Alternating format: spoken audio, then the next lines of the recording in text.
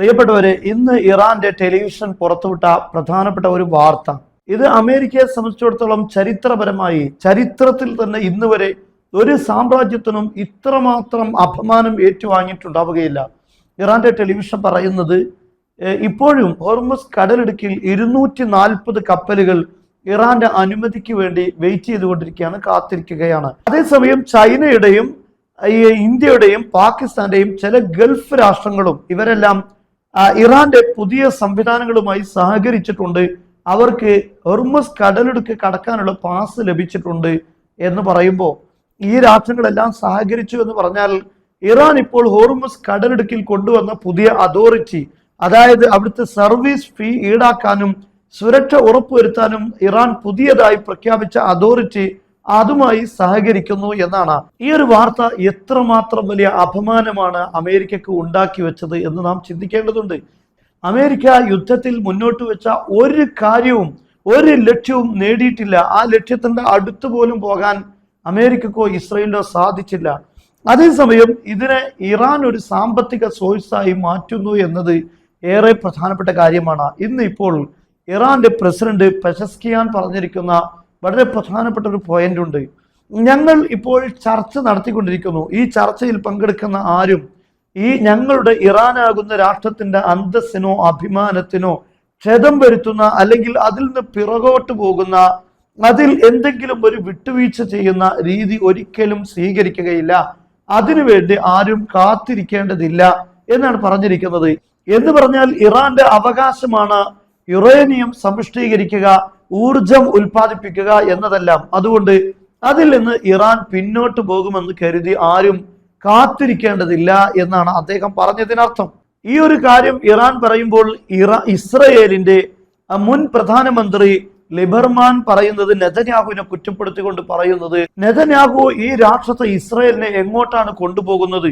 ഇറാന്റെ അടിസ്ഥാനപരമായ ലക്ഷ്യം ഇസ്രയേലിനെ തകർക്കുക എന്നതാണ്. അതുകൊണ്ട് ഇസ്രയേലിന്റെ പരമാധികാരത്തെ ചോദ്യം ചെയ്യുന്ന ഏതൊരു കരാറുമായി, ഏതൊരു ഡീലിംഗുമായി ഒരിക്കലും മുന്നോട്ട് പോകാൻ പാടില്ല എന്നാണ് അദ്ദേഹം പറയുന്നത്. എന്ന് പറഞ്ഞാൽ ഇസ്രയേൽ അവരുടെ ഈ നിലപാടിൽ ഉറച്ചു നിൽക്കുന്നു, ഇറാൻ അവരുടെ നിലപാടിലും ഉറച്ചു നിൽക്കുമ്പോൾ സമാധാനം പുനഃസ്ഥാപിക്കപ്പെടുമോ എന്നതാണ് ഒരു ചോദ്യചിഹ്നമായി നിലനിൽക്കുന്നത്. അതേപോലെ ഇന്ന് വന്ന മറ്റൊരു പ്രധാനപ്പെട്ട വാർത്തയാണ്, ഈ ഇറാന്റെ ഹോർമുസ്ഖാൻ എന്നറിയപ്പെടുന്ന സ്ഥലത്ത് ഇസ്രയേലിന്റെ നിരീക്ഷണ ഡ്രോൺ ഇറാൻ ഇന്ന് വീഴ്ത്തിയിരിക്കുകയാണ്, വെടിവെച്ച് വീഴ്ത്തിയിരിക്കുകയാണ്. എന്തിനാണ് ഇസ്രായേൽ ഈ ഒരു ഘട്ടത്തിൽ ഇങ്ങനെയുള്ള ഒരു നിരീക്ഷണ പറക്കൽ ഇറാന്റെ വ്യോമ മേഖലകളിലൂടെ നടത്തുന്നത് എന്നത് പ്രധാനപ്പെട്ട കാര്യമാണ്. ഇവിടെ ഇറാനോ അല്ലെങ്കിൽ ഇസ്രയേലോ അമേരിക്കയോ യുദ്ധത്തിൽ നിന്ന് പിറകോട്ട് പോകുന്നില്ല. അവരുടെ യുദ്ധത്തിന്റെ തന്ത്രങ്ങൾ അല്ലെങ്കിൽ സൈനികമായി കൂടുതൽ ശക്തിപ്പെടുത്താനുള്ള സമയം കണ്ടെത്തുക എന്നതാണ് ഇതിലൂടെ മനസ്സിലാക്കാൻ സാധിക്കുന്നത്. ഇന്നിപ്പോൾ ഇറാൻ പറഞ്ഞ മറ്റൊരു പ്രധാനപ്പെട്ട കാര്യമാണ്, ഹോർമുസ് കടലിടുക്കിൽ എന്തിനാണ് ഇങ്ങനെ പാസ് നൽകുകയും അതിലൂടെ ഫീ ഈടാക്കുകയും ചെയ്യുന്നത് എന്ന പ്രധാനപ്പെട്ട ചോദ്യത്തിന് ഇറാൻ നൽകിയ മറുപടി, യുദ്ധം നടക്കുന്നതിന് മുമ്പ് അവിടെ പാസോ അല്ലെങ്കിൽ ടോളോ ഫീയോ ഒന്നും ഉണ്ടായിരുന്നില്ല. പക്ഷേ ഹോർമുസ് കടലിടുക്കിന്റെ സമാധാനം അമേരിക്ക നാവിക സേനയെ വരുത്തി ഇല്ലാതാക്കിയിരിക്കുകയാണ്. അവിടെയുള്ള കപ്പലുകൾക്ക് സുരക്ഷിതമായി കടന്നു പോകാൻ പറ്റാത്തൊരു സാഹചര്യം അമേരിക്ക ഉണ്ടാക്കിയിരിക്കുകയാണ്. അവിടെ ഞങ്ങളുടെ തൊട്ടടുത്ത ഒരു മേഖല എന്ന നിലയിൽ സുരക്ഷിതമായി കപ്പലുകൾ കടത്തിവിടാനുള്ള ഉത്തരവാദിത്വം ഞങ്ങൾക്കുണ്ട്. അതുകൊണ്ട് അതിന് ഞങ്ങൾ സൈനികപരമായി ആ ഒരു ഉത്തരവാദിത്വം നിർവഹിക്കുമ്പോൾ അതിനുള്ള സർവീസ് ഈടാക്കൽ ഞങ്ങൾക്ക് അനിവാര്യമായി വന്നതാണ്. ഇതിന്റെ ഉത്തരവാദി അമേരിക്കയാണ് ഹോർമുസ് കടലിടുക്കിന്റെ ക്രമസമാധാനം തകർത്തിട്ടുള്ളത്. അതുകൊണ്ടാണ് അങ്ങനെ ഒരു സർവീസ് സംവിധാനം അവിടെ ഏർപ്പെടുത്തേണ്ടി വന്നത് എന്നാണ് ഇറാൻ പറയുന്നത്. ഇപ്പോൾ ഇറാന്റെ പരമോന്നത നേതാവിന്റെ ഉപദേഷ്ടാവായ മുഹ്സിൻ റദായി ഒരു ഗൗരവപരമായ കാര്യം പറഞ്ഞിട്ടുണ്ട്. അമേരിക്ക റമദാനിൽ യുദ്ധം ആരംഭിച്ചു. ആ യുദ്ധം ആരംഭിക്കുന്നതിന് മുമ്പുള്ള ഒരു സാഹചര്യത്തിലേക്ക് ഇനി ഈ പ്രവിശ്യ പോവുകയില്ല. ഇനി ഞങ്ങളാണ് ഈ പ്രവിശ്യ എങ്ങനെ ആയിരിക്കണമെന്നത് തീരുമാനിക്കുന്നത്. ഞങ്ങളാണ് ഈ പ്രവിശ്യയുടെ ഡ്രോയിങ് ഇനി വരക്കാൻ പോകുന്നത്. അതിൽ അമേരിക്കക്ക് യാതൊരു പ്രാതിനിധ്യവുമില്ല.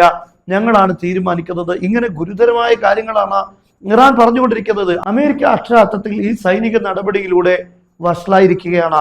ഇപ്പോൾ കൂടുതൽ മേൽക്കൈ നേടിയിരിക്കുന്നത് ഇറാനാണ് എന്നതിൽ ആർക്കും സംശയമില്ല. കാരണം ഹോർമുസ് കടലിടുക്കിന്റെ നിയന്ത്രണം അവർ ഏറ്റെടുത്തതോടുകൂടെ യുദ്ധത്തിനു മുമ്പില്ലാത്ത ഒരു ആധിപത്യം അവർക്ക് കൂടുതൽ ലഭിക്കുകയാണ് ചെയ്തിട്ടുള്ളത്. അതേസമയം അമേരിക്കയുടെയും ഇസ്രയേലിന്റെയും ഒരു പദ്ധതിയും ഒരു ലക്ഷ്യവും ഇറാനിൽ നിന്ന് നേടിയെടുക്കാൻ സാധിച്ചിട്ടില്ല. അപ്പോൾ കൂടുതൽ മുന്നേറ്റം ഉണ്ടാക്കാൻ സാധിച്ചത്, കൂടുതൽ ആധിപത്യം, യുദ്ധത്തിന് മുമ്പുള്ളതിലേറെ ആധിപത്യം സ്ഥാപിക്കാൻ സാധിച്ചത് ഇറാനാണ്. ശരിക്കും പറഞ്ഞാൽ അമേരിക്ക മുന്നോട്ട് വെച്ച ലക്ഷ്യങ്ങൾ ഇത് സാക്ഷാത്കരിക്കാൻ കഴിയാതെ വന്നാൽ തന്നെ അമേരിക്ക പരാജയപ്പെട്ടു യുദ്ധത്തിൽ എന്ന് പറയാം. പക്ഷേ ഹോർമുസ് കടലിടുക്കിന്റെ നിയന്ത്രണം ഏറ്റെടുത്ത് അവിടെ നിന്ന് ഒരു സാമ്പത്തിക സംവിധാനവും കൂടെ ഇറാൻ ഈ യുദ്ധത്തിലൂടെ കണ്ടെത്തി എന്ന് പറയുമ്പോൾ അത് ചരിത്രത്തിൽ ഒരു സാമ്രാജ്യത്തിനും ഉണ്ടായിട്ടില്ലാത്ത അത്രയും വലിയ പരാജയവും ഒരു വഷളത്തരവുമാണ് അമേരിക്കക്ക് ഉണ്ടാക്കിയിരിക്കുന്നത്.